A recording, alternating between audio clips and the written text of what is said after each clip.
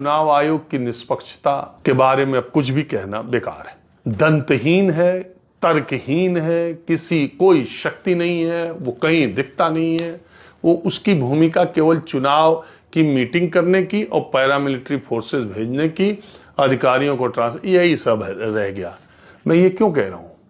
मैं ये इसलिए कह रहा हूं कि इलेक्शन अनाउंस आप कर रहे हैं, उससे कुछ दिन पहले एक गवर्नमेंट एक स्कीम लेके आती है कि 10,000 रुपए महिलाओं के खाते में 1,10,000 महिलाओं के खाते में 10,000 रुपए दिए जाएंगे। वो एक बार में 21 लाख लोगों के अकाउंट में ट्रांसफर करती है और उसके बाद चुनाव घोषित हो जाता है। और वो सरकार डेट वाइज, जब model code of conduct Bihar में लागू है, तो डेट वाइज वो सरकार हर फ्राइडे को महिलाओं के खाते में कभी 10 लाख महिलाओं के खाते में, कभी 20 लाख महिला, हर हफ्ते हर फ्राइडे को चुनाव चलने के दौरान महिलाओं के खाते में पैसे पड़ रहे हैं और चुनाव आयोग चुप है। वो चुनाव आयोग देख रहा है।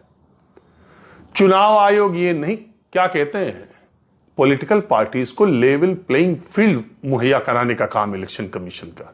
अब आप बताइए, परसों चुनाव होना है और फ्राइडे के अकाउंट में अगर 12 लाख महिलाओं के अकाउंट में 10,000 आया है और वो एक महिला 5 महिला से कहती है कि मेरे 10,000 आ गए, तुम्हारे कब आएंगे? मेरे तो नहीं, कि तुम्हारे अगले आ जाएंगे, नीतीश जी की सरकार रहेगी तो अभी तो तुम्हारे चुनाव से पहले ही आ जाएंगे और तुम्हारे भी आ जाएंगे। फॉर्म भर दिया, देखो हमने भरा था, हमारा पिछली बार नहीं आया, इस बार आया, तो तुम्हारा अगले वीक आएगा और तुम्हारा अगले वीक आएगा। तो 1,10,00,000 के अकाउंट में आप पैसे डाल रहे हो और उसको एक महिला 4 महिला से कम कह रही है, तो 4 करोड़ तक जा रहा है ना बात। 3 करोड़ तक बात जा रही है ना कि पैसा आने वाला है, मेरा आ गया, तुम्हारा आएगा या अब आने वाला है। और इलेक्शन कमीशन मूक दर्शक बन करके यहां अशोक रोड पर बैठ करके तमाशा देख रहा है। पैसे ट्रांसफर होते जा रहे हैं। ऐतराज इस बात पर भी नहीं है। ऐतराज इस बात पर है कि इससे पहले की गैर बीजेपी सरकारों की ऐसी योजनाओं को चुनाव आचार संहिता लागू होने के बाद इलेक्शन कमीशन ने रोका भी है। तो फिर इस बार क्यों नहीं रोका? यह भूमिका उसकी क्या है?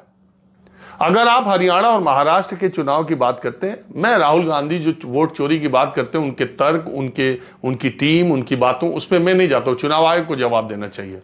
लेकिन मैं आपको दूसरी बात कह रहा हूं, अगर 15 सालों से हरियाणा और महाराष्ट्र के चुनाव एक साथ घोषित हो रहे थे, तो इस बार पिछली बार क्यों नहीं एक साथ घोषित हुए?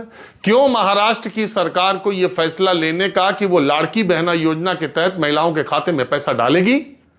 यह ऐलान हुआ, उसके बाद उसको 3 महीने का मौका दिया गया कि 3 महीने तक वहां की महिलाओं के अकाउंट में पैसे जाएं, उसके बाद महाराष्ट्र के चुनाव कराए जाएंगे। क्यों कराए जाएंगे? जब 2019 में दोनों के चुनाव साथ हुए, 2014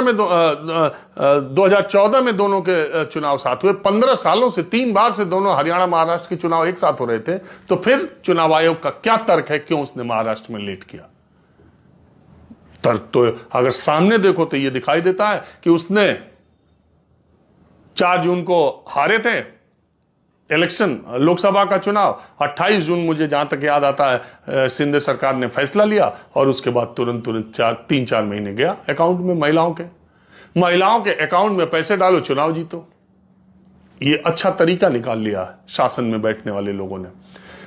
अगर दिल्ली में केजरीवाल सरकार एलजी ना होते और अगर पैसे ट्रांसफर कर दिए होते तो फिर केजरीवाल 62-64 सीटों पे आते, लेकिन केजरीवाल नहीं कर पाएंगे, तब एलजी उसमें फाइल लटकाएंगे।